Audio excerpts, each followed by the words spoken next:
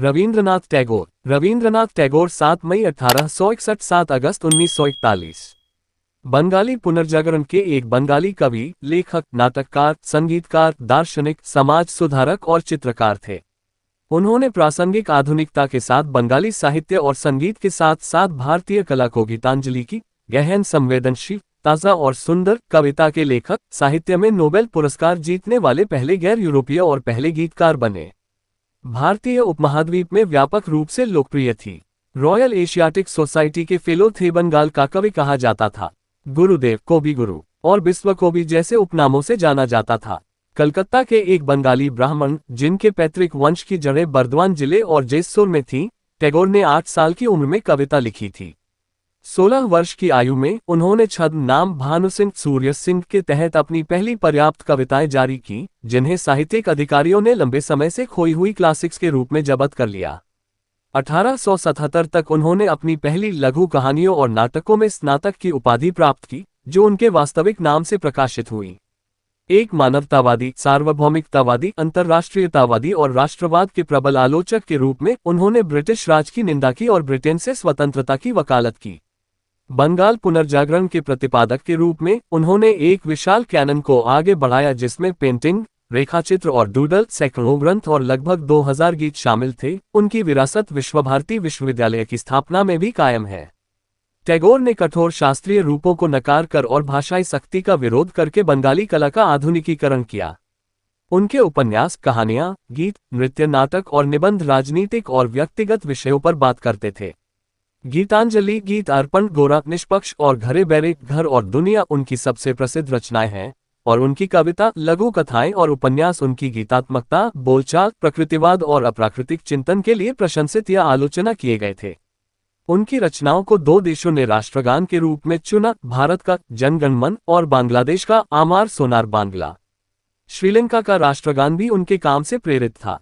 उनके गीत बांग्लार माटी बांग्लार जोल को पश्चिम बंगाल के राज्य गान के रूप में अपनाया गया है। पारिवारिक पृष्ठभूमि, टैगोर नाम ठाकुर का अंग्रेजीकृत लिप्यंतरण है। टैगोर का मूल उपनाम कुशारी था।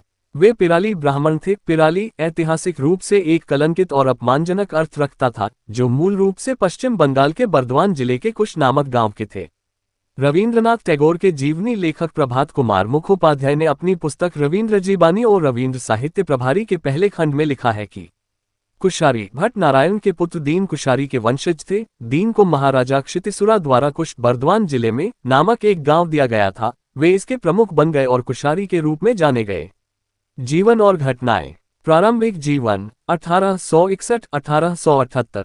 पिछले 2 दिनों से एक तूफान चल रहा है, जैसा कि मेरे गीत में वर्णन है। झौरो झौरो बोरिशे बारी धारा।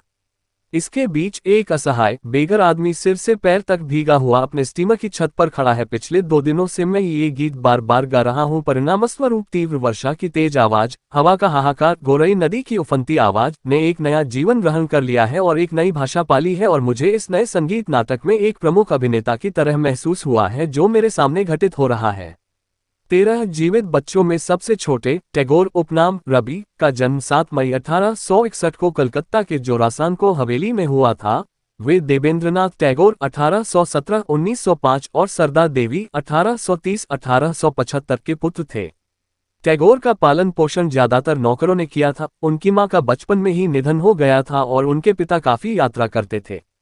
टैगोर परिवार बंगाल पुनर्जागरण में सबसे आगे था। उन्होंने साहित्यिक पत्रिकाओं के प्रकाशन की मेजबानी की। बंगाली और पश्चिमी शास्त्रीय संगीत के थिएटर और गायन नियमित रूप से वहां प्रदर्शित होते थे। टैगोर के पिता ने कई पेशेवर ध्रुपद संगीतकारों को घर में रहने और बच्चों को भारतीय शास्त्रीय संगीत सिखाने के लिए आमंत्रित किया। टैगोर के सबसे बड़े भाई द्विजेंद्रनाथ एक दार्शनिक और कवि थे। एक अन्य भाई सत्येंद्रनाथ कुलीन और पूर्व में अखिल यूरोपीय भारतीय सिविल सेवा में नियुक्त होने वाले पहले भारतीय थे। एक और भाई ज्योतिरिंद्रनाथ एक संगीतकार, रचनाकार और नाटककार थे। उनकी बहन स्वर्ण कुमारी एक उपन्यासकार बनी। 1884 में शादी के तुरंत बाद उनकी अचानक आत्महत्या ने उन्हें कई वर्षों तक बहुत परेशान कर दिया। टैगोर ने बड़े पैमाने पर कक्षा की पढ़ाई से परहेज किया और मनो या पास के बोलपुर और पानीहाटी में घूमना पसंद किया, जहां परिवार जाता था। उनके भाई हेमेंद्रनाथ ने उन्हें पढ़ाया और शारीरिक रूप से तैयार किया। उन्हें गंगा तैराना या पहाड़ियों के माध्यम से ट्रैक करना, जिम्नास्टिक द्वारा और जूडो और कुश्ती का अभ्यास कराना। उन्होंने ड्राइंग, शरीर रचना विज्ञान, भूगोल और इतिहास, साहित्य, गणित, संस्कृत और अंग्रेजी सीखी जो उनके सबसे कम पसंदीदा विषय थे। टैगोर को औपचारिक शिक्षा से नफरत थी। स्थानीय प्रेसिडेंसी कॉलेज में उनकी विद्वतापूर्ण मेहनत एक ही दिन तक चली।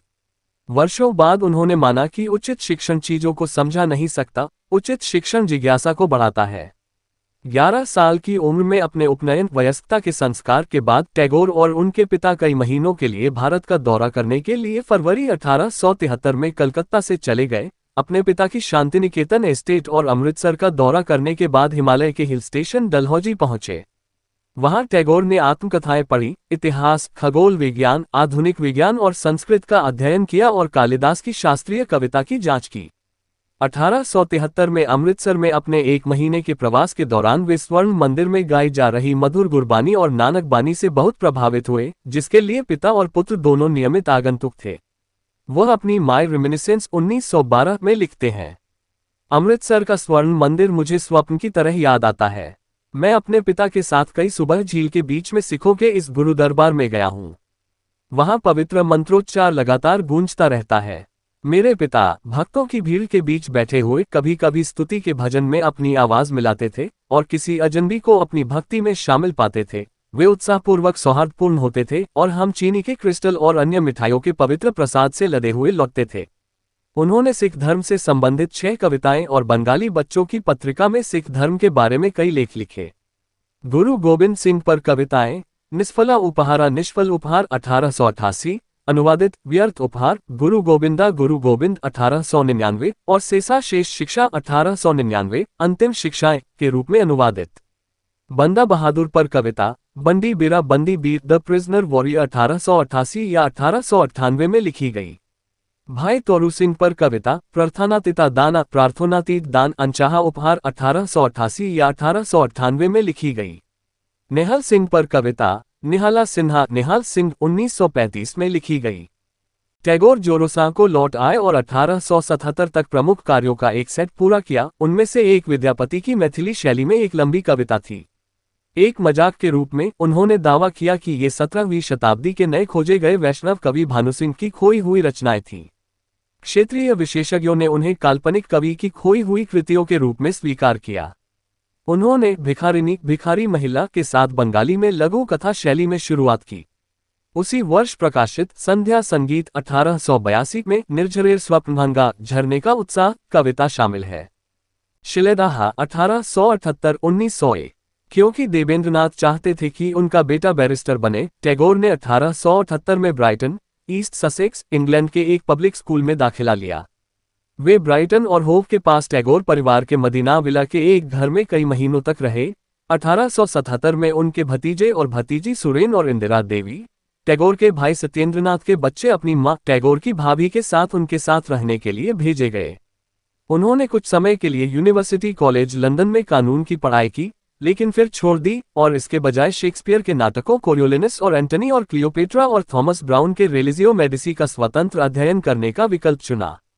1880 में वे डिग्री के बिना बंगाल लौट आए और यूरोपीय नवीनता को ब्रह्मो परंपराओं के साथ मिलाने का संकल्प लिया और प्रत्येक से सर्वश्रेष्ठ लिया। बंगाल लौटने के बाद टैगोर ने नियमित रूप से कविताएं, कहानियां और उपन्यास प्रकाशित किए। इनका बंगाल के भीतर गहरा प्रभाव पड़ा, लेकिन राष्ट्रीय स्तर पर इन्हें कम ही ध्यान मिला। 1883 में उन्होंने 10 वर्षीय मृणालिनी देवी से विवाह किया, जिनका जन्म 1873-1902 में भवतारिणी के रूप में हुआ था। उस समय यह एक आम प्रथा थी। उनके 5 बच्चे थे, जिनमें से 2 की बचपन में ही मृत्यु हो गई। 1890 में टैगोर ने शिलाइदाह, आज बांग्लादेश का एक क्षेत्र में अपनी विशाल पैतृक संपदा का प्रबंधन करना शुरू किया। 1898 में उनकी पत्नी और बच्चे भी वहां आ गए। टैगोर ने अपनी मानसी कविताओं 1890 को जारी किया, जो उनके सबसे प्रसिद्ध कार्यों में से एक है। जमींदार बाबू के रूप में टैगोर ने पद्मा, शानदार पारिवारिक बजरा, जिसे बुजरो के रूप में भी जाना जाता है, की कमान में पद्मा नदी को पार किया। उन्होंने ज्यादातर टोकन किराए एकत्र किए और ग्रामीणों को आशीर्वाद दिया, जो बदले में उन्हें भोज के साथ सम्मानित करते थे, कभी कभी सूखे चावल और खट्टे दूध के साथ। उनकी मुलाकात गगन हरकारा से हुई, जिसके माध्यम से वे बाउल लालन शाह से परिचित हुए, जिनके लोकगीतों ने टैगोर को बहुत प्रभावित किया। इन वर्षों में उन्होंने 3 खंडों वाली 84 कहानियों वाली गल्पगुच्छ की आधी से अधिक कहानियां लिखीं। इसकी विडंबनापूर्ण और गंभीर कहानियों ने एक आदर्श ग्रामीण बंगाल की विलासी गरीबी की जांच की। शांतिनिकेतन 1901-1932। 1901 में टैगोर एक संगमरमर के फर्श वाले प्रार्थना कक्ष मंदिर, एक प्रयोगात्मक स्कूल, पेड़ों के झुरमुट, बगीचे, एक पुस्तकालय के साथ एक आश्रम स्थापित करने के लिए शांतिनिकेतन चले गए। वहां उनकी पत्नी और उनके 2 बच्चों की मृत्यु हो गई। उनके पिता की मृत्यु 1905 में हुई। उन्हें त्रिपुरा के महाराजा से विरासत और आय के हिस्से के रूप में मासिक भुगतान, उनके परिवार के आभूषणों की बिक्री, पुरी में उनके समुद्र तटीय बंगले और पुस्तक रॉयल्टी में 2000 रुपये की अपमानजनक राशि मिलती थी। उन्होंने बंगाली और विदेशी पाठकों को समान रूप से प्राप्त किया। उन्होंने नैवेद्य 1901 और खेया 1906 प्रकाशित किए और कविताओं का मुक्त छंद में अनुवाद किया। 1912 में टैगोर ने अपनी 1910 की रचना गीतांजलि का अंग्रेजी में अनुवाद किया। लंदन की यात्रा के दौरान उन्होंने इन कविताओं को विलियम बटलर यीट्स और एजरा पाउंड सहित प्रशंसकों के साथ साझा किया। लंदन की इंडिया सोसाइटी ने इस रचना को एक सीमित संस्करण में प्रकाशित किया और अमेरिकी पत्रिका पोएट्री ने गीतांजलि से एक चयन प्रकाशित किया। नवंबर 1913 में टैगोर को पता चला कि उन्होंने उस वर्ष साहित्य का नोबेल पुरस्कार जीता है। स्वीडिश अकादमी ने 1912 की गीतांजलि सॉन्ग ऑफरिंग्स पर केंद्रित उनकी अनुवादित सामग्री के एक छोटे से हिस्से की आदर्शवादी और पश्चिमी लोगों के लिए सुलभ प्रकृति की सराहना की। उन्हें 1915 के बर्थडे ऑनर्स में किंग जॉर्ज पंचम द्वारा नाइटहुड से सम्मानित किया गया था। नाइटहुड का त्याग करते हुए टैगोर ने भारत के तत्कालीन ब्रिटिश वायसराय लॉर्ड चेम्सफोर्ड को संबोधित एक पत्र में लिखा, दुर्भाग्यपूर्ण लोगों पर लगाए गए दंडों की असंगत गंभीरता और उन्हें लागू करने के तरीके, हम आश्वस्त हैं, सभ्य सरकारों के इतिहास में बेजोड़ हैं। समय आ गया है जब सम्मान के बैज हमारे अपमान के असंगत संदर्भ में हमारी शर्म को उजागर करते हैं, और मैं अपने देशवासियों के पक्ष में सभी विशेष भेदभावों से रहित होकर खड़ा होना चाहता हूं। 1919 में उन्हें अंजुमन-ए-इस्लामिया के अध्यक्ष और अध्यक्ष सैयद अब्दुल मजीद ने पहली बार सिलहट आने का निमंत्रण दिया। इस कार्यक्रम में 5000 से ज्यादा लोग शामिल हुए। 1921 में टैगोर और कृषि अर्थशास्त्री लियोनार्ड एल्महर्स्ट ने आश्रम के पास एक गांव सुरू में ग्रामीण पुनर्निर्माण संस्थान की स्थापना की, जिसे बाद में श्रीनिकेतन या कल्याण का निवास नाम दिया गया। इसके साथ टैगोर ने गांधी के स्वराज विरोध को उदार बनाने की कोशिश की, जिसे उन्होंने कभी कभी ब्रिटिश भारत के कथित मानसिक और इस तरह अंततः औपनिवेशिक पतन के लिए दोषी ठहराया। उन्होंने ज्ञान को पुनर्जीवित करके गांवों को असहायता और अज्ञानता की बेड़ियों से मुक्त करने के लिए दुनिया भर के दाताओं, अधिकारियों और विद्वानों से सहायता मांगी। 1930 के दशक की शुरुआत में उन्होंने परिवेशी, असामान्य जाति चेतना और अस्पृश्यता को निशाना बनाया। उन्होंने इनके खिलाफ व्याख्यान दिए। उन्होंने अपनी कविताओं और नाटकों के लिए दलित नायकों को लिखा और उन्होंने दलितों के लिए गुरुवायूर मंदिर खोलने के लिए सफलतापूर्वक अभियान चलाया। गोधूली वर्ष 1932-1941। दत्ता और रॉबिन्सन टैगोर के जीवन के इस चरण को घूमने फिरने वाले साहित्यकार के रूप में वर्णित करते हैं। इसने उनके इस विचार की पुष्टि की कि मानवीय विभाजन उथले थे। मई 1932 में इराकी रेगिस्तान में एक बेदुइन शिविर की यात्रा के दौरान आदिवासी प्रमुख ने उनसे कहा कि हमारे पैगंबर ने कहा है कि एक सच्चा मुसलमान वह है जिसके शब्दों और कर्मों से उसके भाई बहनों में से किसी को भी कभी कोई नुकसान न पहुंचे। टैगोर ने अपनी डायरी में लिखा, मैं उनके शब्दों में आवश्यक मानवता की आवाज को पहचान कर चौंक गया था। अंत तक टैगोर ने रूढ़िवाद की छानबीन की और 1934 में उन्होंने प्रहार किया। उस वर्ष बिहार में भूकंप आया और हजारों लोग मारे गए। गांधी ने इसे भूकंपीय कर्म के रूप में सराहा, दलितों के उत्पीड़न का बदला लेने वाला दैवीय प्रतिशोध। टैगोर ने उनके अपमानजनक निहितार्थों के लिए उन्हें फटकार लगाए। उन्होंने कलकत्ता की चिरस्थायी गरीबी और बंगाल की सामाजिक आर्थिक गिरावट पर शोक व्यक्त किया और इस नए साधारण सौंदर्यशास्त्र को 100 पंक्तियों की कविता में विस्तृत किया, जिसकी तीखी दोहरी दृष्टि की तकनीक ने सत्यजीत रे की फिल्म अपूर संसार का पूर्वाभास कराया। 15 नए खंड प्रकाशित हुए, उनमें गद्य कविता कृतियां पुनश्च 1932, शेष सप्तक 1935 और पत्रपुत 1936 शामिल हैं। उनके गद्य गीतों और नृत्य नाटकों चित्रा 1914, श्यामा 1939 और चंडालिका 1938 में प्रयोग जारी रहा और उनके उपन्यासों दुई बॉन 1933, मालंचा 1934 और 4 अध्याय 1934 में। बादल मेरे जीवन में तैरते हुए आते हैं, अब बारिश लाने या तूफान लाने के लिए नहीं, बल्कि मेरे सूर्यास्त के आकाश में रंग भरने के लिए। श्लोक 292, आवारा पक्षी 1916। टैगोर का कार्यक्षेत्र उनके अंतिम वर्षों में विज्ञान तक विस्तारित हो गया, जैसा कि 1937 के निबंधों के संग्रह विश्व परिचय में संकेत दिया गया है। वैज्ञानिक नियमों के प्रति उनका सम्मान और जीव विज्ञान, भौतिकी और खगोल विज्ञान की उनकी खोज ने उनकी कविताओं को सूचित किया, जिसमें व्यापक प्रकृतिवाद और सत्यता का प्रदर्शन हुआ। उन्होंने विज्ञान की प्रक्रिया, वैज्ञानिकों के आख्यानों को से 1937 तिन सांगी 1940 और गल्पसाल्पा 1941 में कहानियों में पिरोया। उनके अंतिम 5 साल पुराने दर्द और बीमारी के 2 लंबे दौर से चिन्हित थे। ये तब शुरू हुए जब 1937 के अंत में टैगोर ने होश खो दिया। वो कुछ समय के लिए कोमा में और मृत्यु के निकट रहे। इसके बाद 1940 के अंत में एक समान दौर आया, जिससे वे कभी उबर नहीं पाए। 7 अगस्त 1941 को 80 वर्ष की आयु में टैगोर की मृत्यु के साथ लंबे समय तक पीड़ा का दौर समाप्त हुआ। वह जोरासान को हवेली के ऊपरी कमरे में थे, जिसमें वे बड़े हुए थे। इस तिथि को आज भी शोक मनाया जाता है। पहले मुख्य चुनाव आयुक्त के भाई के सेन को एक निर्धारित ऑपरेशन से एक दिन पहले 30 जुलाई 1941 को टैगोर से लिखित पत्र मिला। यह उनकी अंतिम कविता थी। मैं अपने जन्मदिन के बीच में खो गया हूं। मुझे अपने दोस्तों, उनके स्पर्श, धरती के आखिरी प्यार के साथ चाहिए। मैं जीवन की अंतिम भेंट लूंगा, मैं मनुष्य का आखिरी आशीर्वाद लूंगा। आज मेरी बोरी खाली है। मुझे जो कुछ भी देना था, मैंने पूरी तरह दे दिया है। बदले में अगर मुझे कुछ मिलता है, कुछ प्यार, कुछ माफी, तो मैं इसे अपने साथ ले जाऊंगा जब मैं उस नाव पर कदम रखूंगा जो शब्दहीन अंत के उत्सव को पार करती है।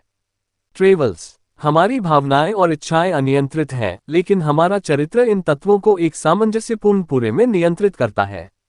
क्या भौतिक दुनिया में भी ऐसा ही कुछ होता है? क्या तत्व विद्रोही हैं, व्यक्तिगत आवेग के साथ गतिशील हैं? और क्या भौतिक दुनिया में कोई ऐसा सिद्धांत है जो उन पर हावी है और उन्हें एक व्यवस्थित संगठन में रखता है? 1878 और 1932 के बीच टैगोर ने 5 महाद्वीपों के 30 से अधिक देशों की यात्रा की। 1912 में वे अपनी अनुवादित कृतियों का एक समूह इंग्लैंड ले गए, जहां उन्होंने मिशनरी और गांधी शिष्य चार्ल्स एफ एंड्रूज, आयरिश कवि William Butler Yeats, Ezra Pound, Robert Bridges, Ernest Rhys, Thomas Sturge Moore और अन्य का ध्यान आकर्षित किया।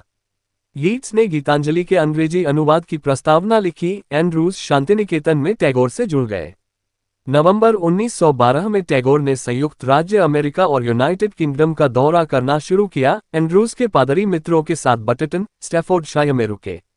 मई 1916 से अप्रैल 1917 तक उनके निबंध भारत में राष्ट्रवाद की निंदा की गई और प्रशंसा की गई। रोमारोला और अन्य शांतिवादियों ने इसकी प्रशंसा की।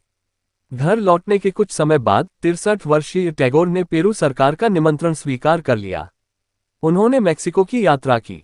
प्रत्येक सरकार ने यात्राओं की स्मृति में उनके स्कूल को 1 लाख अमेरिकी डॉलर देने का वचन दिया। 6 नवंबर 1924 को ब्यूनस आयर्स पहुंचने के एक सप्ताह बाद बीमार टैगोर विक्टोरिया ओकैम्पो के कहने पर विला मिरालरियो में चले गए। वे जनवरी 1925 में घर के लिए रवाना हुए। मई 1926 में टैगोर नेपल्स पहुंचे। अगले दिन उनकी मुलाकात रोम में मुसोलिनी से हुई। उनका गर्मजोशी भरा रिश्ता तब खत्म हुआ जब टैगोर ने इल ड्यूस की फांसीवादी चालाकी का बखान किया। उन्होंने पहले उत्साह से कहा था, बिना किसी संदेह के वे एक महान व्यक्तित्व हैं। उनके सिर में इतनी जबरदस्त ताकत है कि यह माइकल एंजेलो की छेनी की याद दिलाती है। फांसीवाद के अग्नि स्नान से इटली की अमर आत्मा बुझती हुई रोशनी में लिपटी हुई पैदा हुई। 1 नवंबर 1926 को टैगोर हंगरी पहुंचे और बाल्टनेफुरेट शहर में बाल्टन झील के किनारे कुछ समय बिताया, एक सैनिटेरियम में हृदय की समस्याओं से उबरने के लिए। उन्होंने एक पेड़ लगाया और 1956 में वहां एक प्रतिमा स्थापित की गई। भारत सरकार की ओर से एक उपहार, रसीथन काशर का काम, जिसे 2005 में एक नई उपहारित प्रतिमा द्वारा प्रतिस्थापित किया गया, और झील के किनारे का सैरगाह 1957 से अभी भी उनका नाम रखता है। 14 जुलाई 1927 को टैगोर और उनके 2 साथियों ने दक्षिण पूर्व एशिया का 4 महीने का दौरा शुरू किया। उन्होंने बाली, जावा, कुआलालंपुर, मलक्का, पेनांग, सियाम और सिंगापुर का दौरा किया। परिणामी यात्रा वृत्तांतों ने यात्री 1929 की रचना की। 1930 की शुरुआत में उन्होंने यूरोप और संयुक्त राज्य अमेरिका के लगभग 1 साल के दौरे के लिए बंगाल छोड़ दिया। ब्रिटेन लौटने पर और जब उनके चित्रों की पेरिस और लंदन में प्रदर्शनी लगी तो वे बर्मिंघम क्वीकर बस्ती में ठहरे। उन्होंने अपना ऑक्सफोर्ड हिबर्ट व्याख्यान लिखा और वार्षिक लंदन क्वीकर सम्मेलन में भाषण दिया। वहां अंग्रेजों और भारतीयों के बीच संबंधों को संबोधित करते हुए एक विषय जिस पर वे अगले 2 वर्षों में बार बार चर्चा करेंगे, टैगोर ने अलगाव की अंधेरी खाई की बात की। अप्रैल 1932 में फारसी रहस्यवादी हाफिज से प्रभावित टैगोर का स्वागत रेजा शाह पहलवी ने किया था। अपनी अन्य यात्राओं में टैगोर ने Henri Bergson, Albert Einstein, Robert Frost, Thomas Mann, George Bernard Shaw, H.G. Wells और रोमेन रोलांड के साथ बातचीत की। फारस और इराक 1932 में और श्रीलंका 1933 में की यात्राएं टैगोर की अंतिम विदेश यात्रा थी और सांप्रदायिकता और राष्ट्रवाद के प्रति उनकी नापसंदगी और गहरी हो गई। भारत के उपराष्ट्रपति हामिद अंसारी ने कहा है कि रवींद्रनाथ टैगोर ने समुदायों, समाजों और राष्ट्रों के बीच सांस्कृतिक मेल मिलाप की शुरुआत की, इससे बहुत पहले कि यह आचरण का उदार मानदंड बन जाए। टैगोर अपने समय से आगे के व्यक्ति थे। उन्होंने 1932 में ईरान की यात्रा के दौरान लिखा था कि एशिया का प्रत्येक देश अपनी शक्ति, प्रकृति और आवश्यकताओं के अनुसार अपनी ऐतिहासिक समस्याओं का समाधान स्वयं करेगा, लेकिन प्रगति के पथ पर वे जो दीपक लेकर चले गए, वह ज्ञान की सामान्य किरण को प्रकाशित करने के लिए एकत्रित होगा, काम करता है। अपनी कविताओं के लिए ज्यादातर मशहूर टैगोर ने उपन्यास, निबंध, लघु कथाएं, यात्रा वृत्तांत, नाटक और हजारों गीत लिखे हैं। टैगोर के गद्य में उनकी लघु कथाएं शायद सबसे ज्यादा चर्चित है। उन्हें वास्तव में इस शैली के बंगाली भाषा संस्करण की शुरुआत करने का श्रेय दिया जाता है। उनकी रचनाएं अक्सर उनकी लयबद्धता, आशावादी और गीतात्मक प्रकृति के लिए जानी जाती हैं। ऐसी कहानियां ज्यादातर आम लोगों के जीवन से उधार ली गई हैं। टैगोर की गैर काल्पनिक रचनाएं इतिहास, भाषा विज्ञान और आध्यात्मिकता से जुड़ी थीं। उन्होंने आत्मकथाएं लिखीं। उनके यात्रा वृत्तांत, निबंध और व्याख्यान कई खंडों में संकलित किए गए, जिनमें यूरोप जात्रिर पात्रों, यूरोप से पत्र और मानुषे धर्मों, मनुष्य का धर्म शामिल हैं। आइंस्टीन के साथ उनकी संक्षिप्त बातचीत, note on the nature of reality, बाद के परिशिष्ट के रूप में शामिल है। टैगोर की 150वीं जयंती के अवसर पर उनके संपूर्ण कार्यों का एक संकलन, जिसका शीर्षक है कालानुक्रमिक रवींद्र रचनावली, वर्तमान में बंगाली में कालानुक्रमिक क्रम में प्रकाशित किया जा रहा है। इसमें प्रत्येक कार्य के सभी संस्करण शामिल हैं और ये लगभग 80 खंडों में है। 2011 में हार्वर्ड यूनिवर्सिटी प्रेस ने विश्वभारती विश्वविद्यालय के साथ मिलकर द एसेंशियल टैगोर प्रकाशित किया, जो अंग्रेजी में उपलब्ध टैगोर के कार्यों का सबसे बड़ा संकलन है। इसे फकरुल आलम और राधा चक्रवर्ती ने संपादित किया और यह टैगोर के जन्म की 150वीं वर्षगांठ का प्रतीक है। नाटक। टैगोर का नाटक के साथ अनुभव 16 वर्ष की उम्र में शुरू हुआ, जब उनके भाई ज्योतिरिंद्रनाथ थे। उन्होंने अपनी पहली मौलिक नाटकीय कृति 20 वर्ष की उम्र में लिखी, वाल्मीकि प्रतिभा, जिसे टैगोर की हवेली में दिखाया गया था। टैगोर ने कहा कि उनके कामों में भावनाओं का खेल और कार्रवाई का नहीं, स्पष्ट करने का प्रयास किया गया। 1890 में उन्होंने विसर्जन, उनके उपन्यास राजर्षि का एक रूपांतर लिखा, जिसे उनका सबसे बेहतरीन नाटक माना जाता है। मूल बंगाली भाषा में इस तरह के कार्यों में जटिल उपकथानक और विस्तारित एकालाप शामिल थे। बाद में टैगोर के नाटकों में अधिक दार्शनिक और रूपक विषयों का उपयोग किया गया। नाटक डाकघर पोस्ट ऑफिस 1912 में बालक अमल का वर्णन किया गया है, जो अपने घुटन भरे और बचकाने दायरे को तोड़कर अंततः सो जाता है, जो उसकी शारीरिक मृत्यु का संकेत देता है। सीमाहीन अपील वाली एक कहानी, यूरोप में प्रशंसात्मक समीक्षाएं बटोरने वाली, डाकघर ने टैगोर के शब्दों में संग्रहीत धन और प्रमाणित पंथों की दुनिया से आध्यात्मिक स्वतंत्रता के रूप में मृत्यु से निपटा। एक और टैगोर की चंडालिका अछूत लड़की है, जो एक प्राचीन बौद्ध किंवदंती पर आधारित थी, जिसमें बताया गया था कि कैसे गौतम बुद्ध के शिष्य आनंद ने एक आदिवासी लड़की से पानी मांगा था। रक्तकारबी लाल या रक्त ओलियंडा एक चोर राजा के खिलाफ एक प्रतीकात्मक संघर्ष है, जो यक्षपुरी के निवासियों पर शासन करता है। चित्रांगदा, चंडालिका और श्यामा अन्य प्रमुख नाटक हैं, जिनके नृत्य नाट्य रूपांतरण हैं, जिन्हें सामूहिक रूप से रवींद्र नृत्य नाट्य के रूप में जाना जाता है। लघु कथाएं। टैगोर ने लघु कथाओं में अपना करियर 1877 में शुरू किया था, जब वह केवल 16 वर्ष के थे, भिखारिनी, भिखारी महिला के साथ। इसके साथ टैगोर ने प्रभावी रूप से बंगाली भाषा की लघु कहानी शैली का आविष्कार किया। 1891 से 1895 तक के 4 वर्षों को टैगोर के साधना काल टैगोर की पत्रिकाओं में से एक के नाम पर के रूप में जाना जाता है। यह अवधि टैगोर के सबसे उपजाऊ समय में से एक थी, जिसमें 3 खंडों वाले गल्पगुच्छा में शामिल आधी से अधिक कहानियां थीं, जो स्वयं 84 कहानियों का संग्रह है।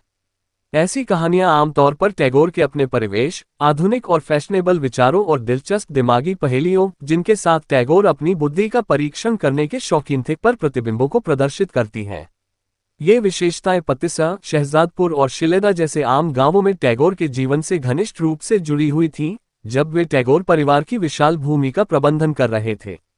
वहां उन्होंने भारत के गरीब और आम लोगों के जीवन को देखा। इस प्रकार टैगोर ने उनके जीवन की एक गहन गहराई और भावना के साथ जांच की जो उस समय तक भारतीय साहित्य में अद्वितीय थी। विशेष रूप से काबुलीवाला, काबुल से फल विक्रेता 1892 में प्रकाशित, क्षुद्रित पाषाण, भूखे पत्थर अगस्त 1895 और अतिथि भगोड़ा 1895 जैसी कहानियां दलितों पर इस विश्लेषणात्मक फोकस को दर्शाती हैं। अन्य कई गल्पगुच्छ कहानियां 1914 से 1917 तक टैगोर के सबुज पत्रकाल में लिखी गईं, जिसका नाम भी उन पत्रिकाओं में से एक के नाम पर रखा गया था जिसका संपादन टैगोर ने किया था और जिसमें उन्होंने भारी योगदान दिया था। उपन्यास। टैगोर ने 8 उपन्यास और 4 लघु उपन्यास लिखे, जिनमें नस्तानीरा 1901, नौकाडुबी 1906, चतुरंगा 1916 और 4 अध्याय 1934 शामिल हैं। चोखेर बाली 1902-1903 में टैगोर ने बंगाली समाज को उसकी नायिका के माध्यम से चित्रित किया, एक विद्रोही विधवा जो सिर्फ अपने लिए जीती है। वे विधवाओं की ओर से निरंतर विलाप करने की प्रथा की निंदा करते हैं, जिन्हें दोबारा शादी करने की अनुमति नहीं थी, जिन्हें एकांत और अकेलेपन में धकेल दिया जाता था। Ghare Baire, the home and the world 1916 आदर्शवादी जमींदार नायक निखिल के लेंस के माध्यम से स्वदेशी आंदोलन में बढ़ते भारतीय राष्ट्रवाद, आतंकवाद और धार्मिक उत्साह की निंदा करता है। टैगोर की परस्पर विरोधी भावनाओं की एक स्पष्ट अभिव्यक्ति यह 1914 के अवसाद के दौर से उभरी। उपन्यास हिंदू मुस्लिम हिंसा और निखिल की संभावित घातक चोट के साथ समाप्त होता है। उनका सबसे लंबा उपन्यास गोरा 1907-1910 भारतीय पहचान के बारे में विवादास्पद सवाल उठाता है। घरे बैरे की तरह आत्म पहचान, जाति, व्यक्तिगत स्वतंत्रता और धर्म के मामले एक पारिवारिक कहानी और प्रेम त्रिकोण के संदर्भ में विकसित किए गए हैं। इसमें सिपाही विद्रोह में अनाथ हुए एक आयरिश लड़के को हिंदुओं द्वारा गोरा, श्वेत के नाम से पाला जाता है। अपने विदेशी मूल से अनभिज्ञ, वह स्वदेशी भारतीयों के प्रति प्रेम और अपने आधिपत्य देशवासियों के खिलाफ उनके साथ एकजुटता के कारण हिंदू धार्मिक पथभ्रष्टों को दंडित करता है। वह एक ब्रह्मो लड़की के प्यार में पड़ जाता है, जिससे उसके चिंतित पालक पिता को अपना खोया हुआ अतीत प्रकट करने और अपने देशभक्त उत्साह को रोकने के लिए मजबूर होना पड़ता है। एक सच्ची द्वंद्वात्मकता के रूप में सख्त परंपरावाद के पक्ष और विपक्ष में तर्क को आगे बढ़ाते हुए ये औपनिवेशिक पहेली से निपटता है, एक विशेष ढांचे के भीतर सभी पदों के मूल्य को चित्रित करके न केवल समन्वयवाद, न केवल उदारवादी रूढ़िवाद बल्कि चरमपंथी प्रतिक्रियावादी परंपरावाद जिसका वह मनुष्यों की साझा बातों की अपील करके बचाव करता है। इनमें टैगोर पहचान को धर्म के रूप में परिभाषित करते हैं। जोगाजोग योगयोग संबंध 1929 में नायिका कुमुदिनी शिव सती के आदर्शों से बंधी हुई, जिसका उदाहरण दाक्षायणी है, अपने प्रगतिशील और दयालु बड़े भाई के डूबते भाग्य और उसके प्रतिद्वंद्वी उसके पति के रौब के लिए उसकी दया के बीच फंसी हुई है। टैगोर अपने नारीवादी झुकाव का प्रदर्शन करते हैं, करुणा, गर्भावस्था, कर्तव्य और पारिवारिक सम्मान में फंसी महिलाओं की दुर्दशा और अंतिम मृत्यु को दर्शाती है। वह एक साथ बंगाल के सड़ते हुए जमींदारों के साथ तालमेल बिठाते हैं। कहानी दो परिवारों के बीच अंतर्निहित प्रतिद्वंद्विता के इर्द गिर्द घूमती है। चटर्जी अब गिरावट पर अभिजात वर्ग विप्रोदास और घोषाल मधुसूदन नए पैसे और नए अहंकार का प्रतिनिधित्व करते हैं। कुमुदिनी विप्रोदास की बहन दोनों के बीच फंस जाती है। वह अपनी सभी महिला रिश्तेदारों की तरह एक चौकस और संरक्षित पारंपरिक घर में पली बढ़ी थी। अन्य उपन्यास भी उत्साहवर्धक थे। शेषर कविता 1929 जिसका 2 बार अनुवाद अंतिम कविता और विदाई गीत के रूप में किया गया उनका सबसे गीतात्मक उपन्यास है, जिसमें एक कवि नायक द्वारा लिखी गई कविताएं और लयबद्ध अंश हैं। इसमें व्यंग्य और उत्तर आधुनिकता के तत्व शामिल हैं और इसमें ऐसे पात्र हैं जो एक पुराने दमनकारी रूप से प्रसिद्ध कवि की प्रतिष्ठा पर खुशी से हमला करते हैं, जो संयोग से एक परिचित नाम से जाने जाते हैं, रविंद्रनाथ टैगोर। यद्यपि उनके उपन्यास उनकी सबसे कम सराही गई कृतियों में से हैं, फिर भी फिल्म रूपांतरणों के माध्यम से उन्हें पुनः ध्यान मिला है। सत्यजीत रे द्वारा 1964 में चारुलता नस्तनिरह पर आधारित और 1984 में घरे बाइरे के लिए तथा कई अन्य फिल्म निर्माताओं जैसे सत्तू सेन द्वारा 1938 में चोखेर बाली के लिए, जब टैगोर अभी जीवित थे। अंतर्राष्ट्रीय स्तर पर गीतांजलि बंगाली गीतांजलि टैगोर का सबसे प्रसिद्ध कविता संग्रह है, जिसके लिए उन्हें 1913 में साहित्य में नोबेल पुरस्कार से सम्मानित किया गया था। टैगोर साहित्य में नोबेल पुरस्कार प्राप्त करने वाले पहले गैर यूरोपीय और थियोडोर रूजवेल्ट के बाद नोबेल पुरस्कार प्राप्त करने वाले दूसरे गैर यूरोपीय थे। गीतांजलि के अलावा अन्य उल्लेखनीय कार्यों में मानसी, सोनार तोरी, गोल्डन बोट, बलाकाह, जंगली हंस शीर्षक प्रवासी आत्माओं के लिए एक रूपक है शामिल हैं। टैगोर की काव्य शैली, जो 15वीं और 16वीं शताब्दी के वैष्णव कवियों द्वारा स्थापित वंशावली से आगे बढ़ती है, शास्त्रीय औपचारिकता से लेकर हास्य, दूरदर्शी और उन्मादपूर्ण तक फैली हुई है। वे व्यास और उपनिषदों के अन्य ऋषि लेखकों, भक्ति, सूफी रहस्यवादी कबीर और रामप्रसाद सेन के पुरातन रहस्यवाद से प्रभावित थे। टैगोर की सबसे नवीन और परिपक्व कविता बंगाली ग्रामीण लोक संगीत से उनके संपर्क का प्रतीक है, जिसमें रहस्यवादी बाउल गाथाएं शामिल हैं जैसे कि कवि लालन की। टैगोर द्वारा दोबारा खोजे गए और फिर से लोकप्रिय किए गए ये 19वीं सदी के कार्तभजा भजनों से मिलते जुलते हैं। अपने शैलीदाह वर्षों के दौरान उनकी कविताओं ने मोनेर मानुष, बाउल के हृदय के भीतर मनुष्य और टैगोर के उसकी गहरी गुफाओं की जीवन शक्ति या जीवन देवता, देवी या अंदर रहने वाले जीवित ईश्वर पर ध्यान लगाने की गीतात्मक आवाज ली। यह आकृति प्रकृति की अपील और मानव नाटक के भावनात्मक अंतर संबंध के माध्यम से देवत्व से जुड़ी हुई थी। इस तरह के उपकरणों का उपयोग उनकी भानुसिंह कविताओं में राधा कृष्ण रोमांस का वर्णन करते हुए देखा गया, जिसे 70 वर्षों में बार बार संशोधित किया गया था। बाद में बंगाल में नए काव्य विचारों के विकास के साथ, जिनमें से कई टैगोर की शैली से अलग होने की चाह रखने वाले युवा कवियों से उत्पन्न हुए, टैगोर ने नई काव्य अवधारणाओं को आत्मसात किया, जिससे उन्हें एक अनूठी पहचान विकसित करने का मौका मिला। इसके उदाहरणों में अफ्रीका और कैमालिया शामिल हैं, जो उनकी बाद की कविताओं में से बेहतर ज्ञात हैं। गीत, रवींद्र संगीत। टैगोर एक विपुल संगीतकार थे जिनके नाम लगभग 2230 गीत हैं। उनके गीतों को रवींद्र संगीत, टैगोर गीत के रूप में जाना जाता है, जो उनके साहित्य में सहजता से विलीन हो जाता है, जिनमें से अधिकांश कविताएं या उपन्यास, कहानी या नाटक के हिस्से समान रूप से गीतमय थे। हिंदुस्तानी संगीत की ठुमरी शैली से प्रभावित होकर उन्होंने मानवीय भावनाओं के पूरे दायरे को अपनाया, जिसमें उनके शुरुआती शोक जैसे ब्रह्मो भक्ति भजनों से लेकर अर्थकामुक रचनाएं शामिल हैं। उन्होंने अलग अलग हद तक शास्त्रीय रागों के तानवाला रंग का अनुकरण किया। कुछ गीतों ने किसी दिए गए राग की धुन और लय की ईमानदारी से नकल की, फिर भी उनके काम का लगभग 9/10वां हिस्सा भंग गान नहीं था, बल्कि चुनिंदा पश्चिमी, हिंदुस्तानी, बंगाली लोक और टैगोर की अपनी पैतृक संस्कृति से बाहरी अन्य क्षेत्रीय स्वादों से ताज़ा मूल्य के साथ धुनों का समूह था। 1971 में आमार सोनार बांग्ला बांग्लादेश का राष्ट्रगान बन गया। यह विडंबना ही है कि 1905 में सांप्रदायिक आधार पर बंगाल के विभाजन का विरोध करने के लिए लिखा गया था। मुस्लिम बहुल पूर्वी बंगाल को हिंदू बहुल पश्चिम बंगाल से काटकर एक क्षेत्रीय रक्तपात को टालना था। टैगोर ने विभाजन को स्वतंत्रता आंदोलन को रोकने की एक चालाक योजना के रूप में देखा और उनका उद्देश्य बंगाली एकता को फिर से जगाना और सांप्रदायिकता को खत्म करना था। जन गण मन साधु भाषा में लिखा गया था, जो बंगाली का संस्कृतकृत रूप है, और यह टैगोर द्वारा रचित ब्रह्मो भजन भारत भाग्य विधाता के 5 छंदों में से पहला है। इसे पहली बार 1911 में भारतीय राष्ट्रीय कांग्रेस के कलकत्ता सत्र में गाया गया था। श्रीलंका का राष्ट्रगान उनके काम से प्रेरित था। बंगालियों के लिए गीतों का आकर्षण भावनात्मक शक्ति और सुंदरता के संयोजन से उपजा है, जिसे टैगोर की कविता से भी बढ़कर बताया गया है। ऐसा था कि मॉडर्न रिव्यू ने टिप्पणी की कि बंगाल में कोई भी सुसंस्कृत घर नहीं है जहां रविंद्रनाथ के गीत नहीं गाए जाते हैं या कम से कम गाने की कोशिश नहीं की जाती है। यहां तक कि अनपढ़ ग्रामीण भी उनके गीत गाते हैं। टैगोर ने सितार वादक विलायत खान और सरोदिया वादक बुद्धदेव दासगुप्ता और अमजद अली खान को प्रभावित किया। कलाकृतियां, एक आदिमवाद, उत्तरी new Ireland Papua New Guinea से मालागन मास्क का एक पेस्टल रंग का प्रतिपादन।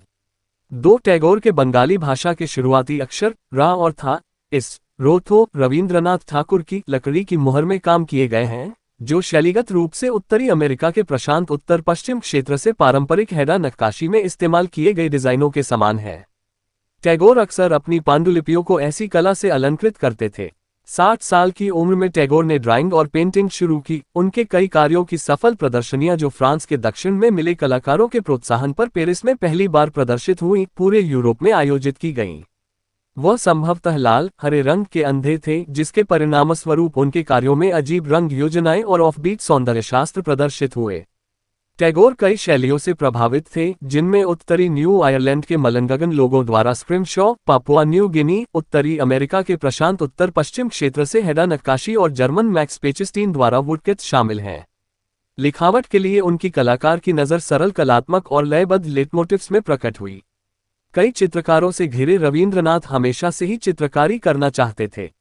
लेखन और संगीत, नाटक लेखन और अभिनय उन्हें स्वाभाविक रूप से और लगभग बिना किसी प्रशिक्षण के आते थे, जैसा कि उनके परिवार के कई अन्य लोगों को भी था, और उससे भी अधिक हद तक।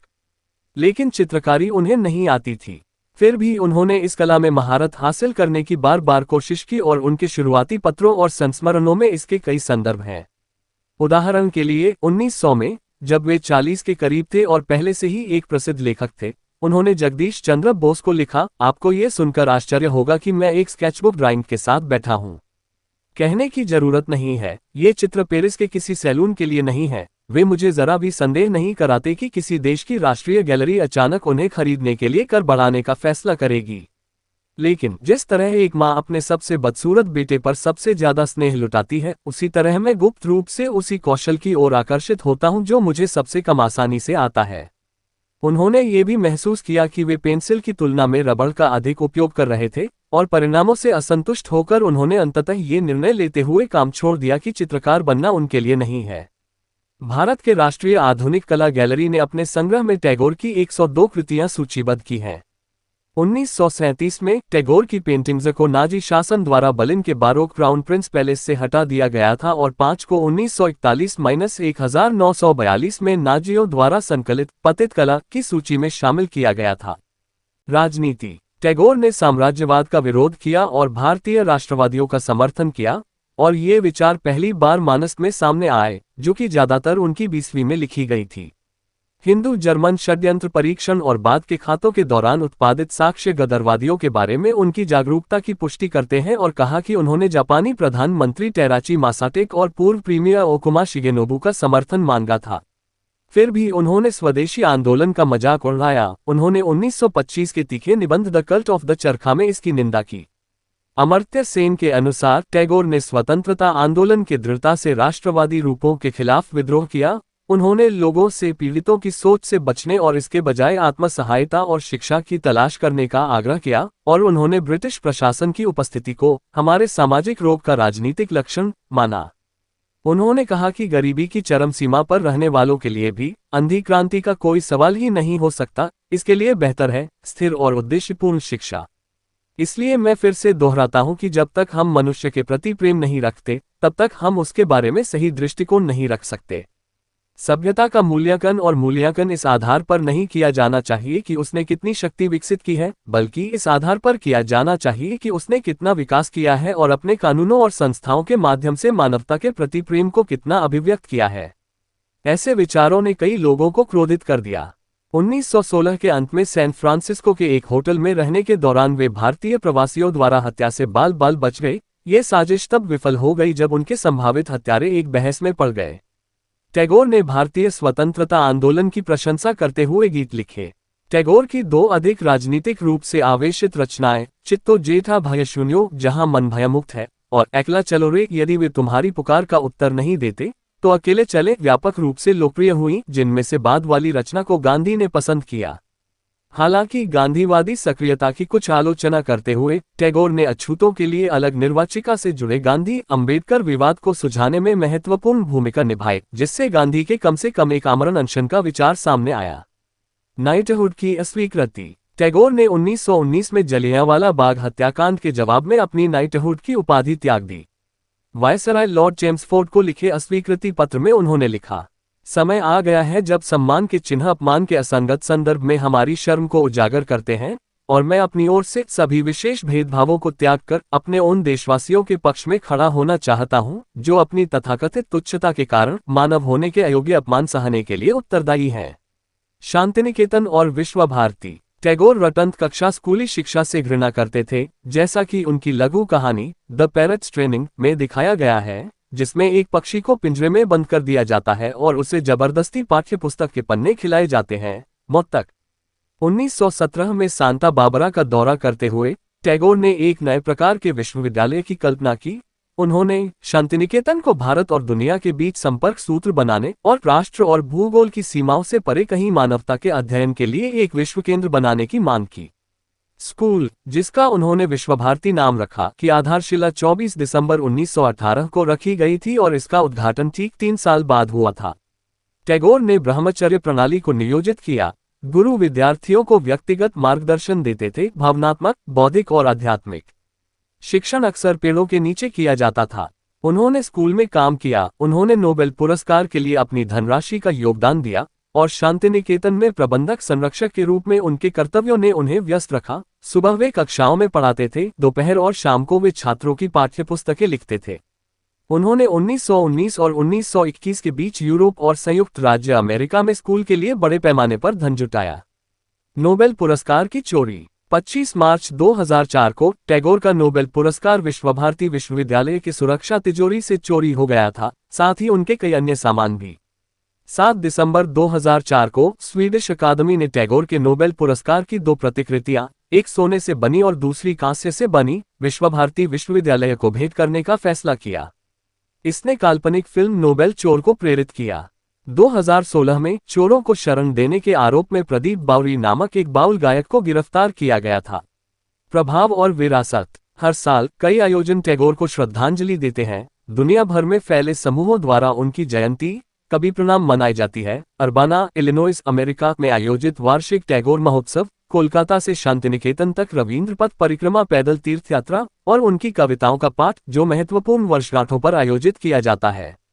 बंगाली संस्कृति इस विरासत से भरी हुई है, भाषा और कला से लेकर इतिहास और राजनीति तक। अमर्त्य सेन ने टैगोर को एक विशाल व्यक्ति, एक गहराई से प्रासंगिक और बहुमुखी समकालीन विचारक माना।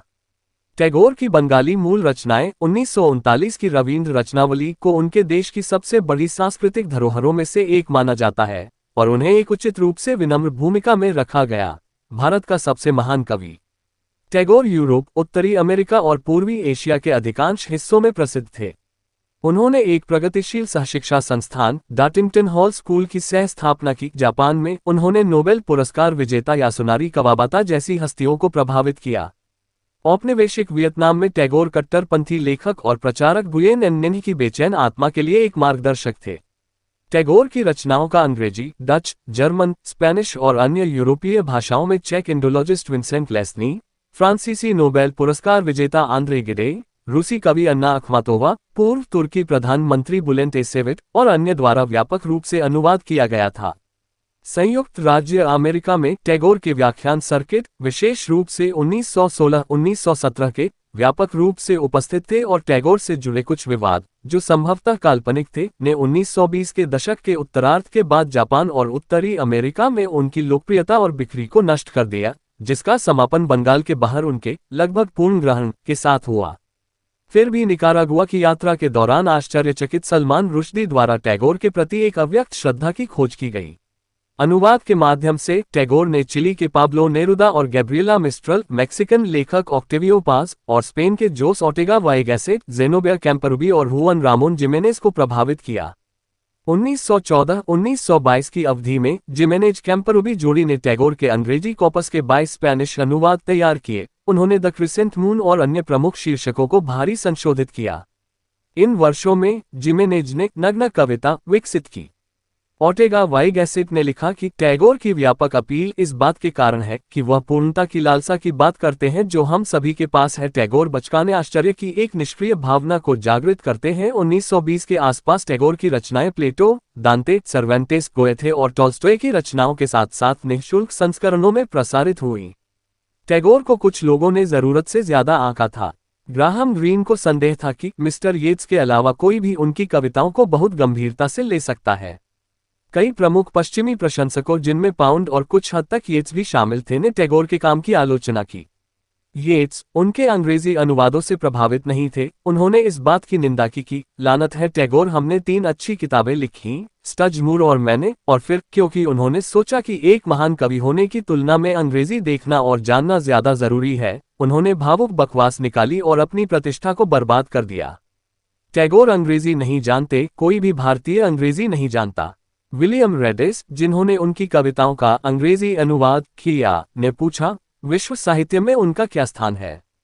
उन्होंने उन्हें एक तरह के प्रति संस्कृतिवादी के रूप में देखा। जो एक नए तरह के क्लासिकवाद को दर्शाता है जो 20वीं सदी के ढह चुके रोमांटिक भ्रम और अराजकता को ठीक कर देगा। अनुवादित टैगोर लगभग निरर्थक था और घटिया अंग्रेजी प्रस्तुतियों ने उनकी अंतर्राष्ट्रीय अपील को कम कर दिया। जो कोई भी टैगोर की कविताओं को उनके मूल बंगाली में जानता है, वह किसी भी अनुवाद येट्स की मदद से या बिना किए गए से संतुष्ट महसूस नहीं कर सकता।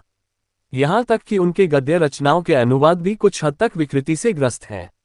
E.M. फोस्टर ने the home and the world के बारे में लिखा है कि विषय बहुत सुंदर है, लेकिन आकर्षण अनुवाद में गायब हो गया है, या शायद एक प्रयोग में जो पूरी तरह से सफल नहीं हुआ है।